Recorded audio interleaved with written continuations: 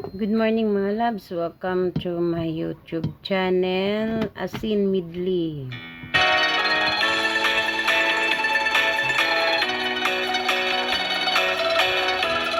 Buhayin natin ang asin. Sa gitna ng dilim, ako ay nakatanaw ng ilaw na kay panglang, halos di ko makita. Tulungan mo ako, ituro ang daan, sapagkat ako'y sabik sa aking pinagmulan. Bayan ko, nahan ka, ako ngayon'y nag-isa. Nais kong magbalik sa iyo, bayan ko. Patawarin mo ako kung ako'y nagkamali sa landas ng aking tinahak.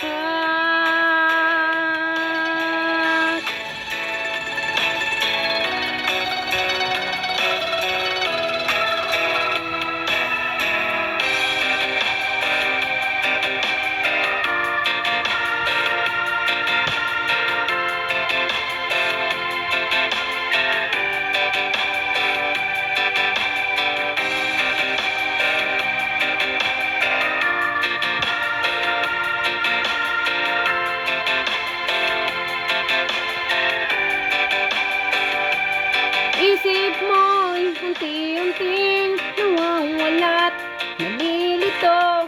Ang tulad mo'y parang usok, unti-unting naglalaho.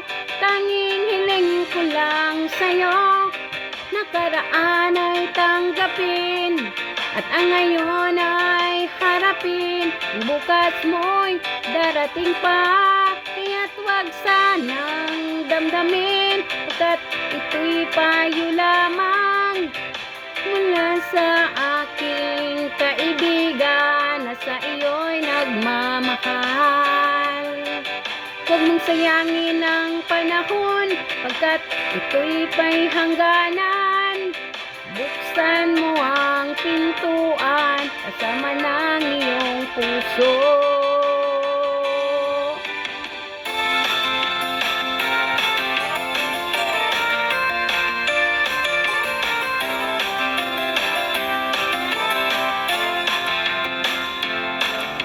Wala ka bang papansin sa iyong mga kapaligiran?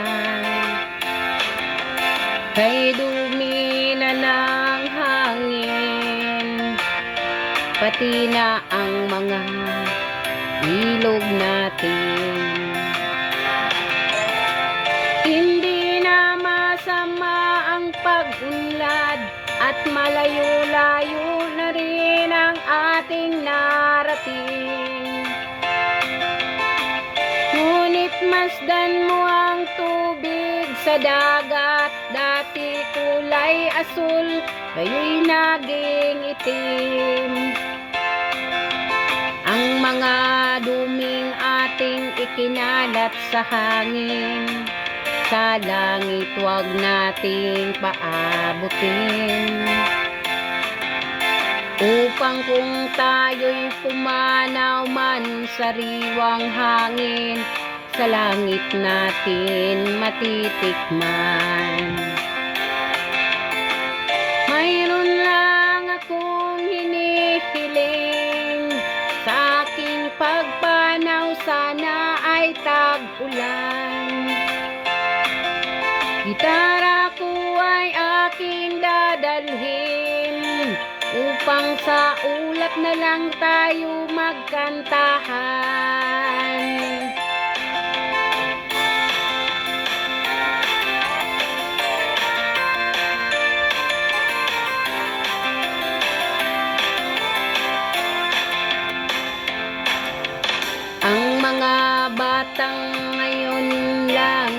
sinilang, may hangin pa kayang matitikman.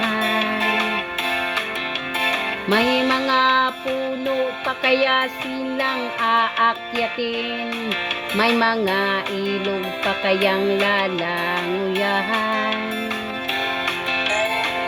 Bakit di natin pag-isipan ang nangyayari sa ating kapaligiran? Hindi na masama ang pag-unlad kung hindi nakakasira ng kalikasan. Darating ang panahong mga ibong gala ay wala nang madadapuan. Masdan mo ang mga punong dati ay kay tatag, ngayon namamatay dahil sa ating kalukuhan. Lahat ng bagay na narito sa lupa, biyayang galing sa Diyos kahit nung ika'y wala pa.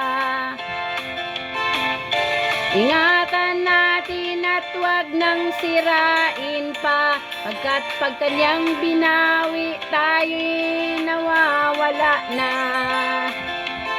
Mayroon lang akong hinihiling, sa aking pagpanaw sana ay tag-ulan.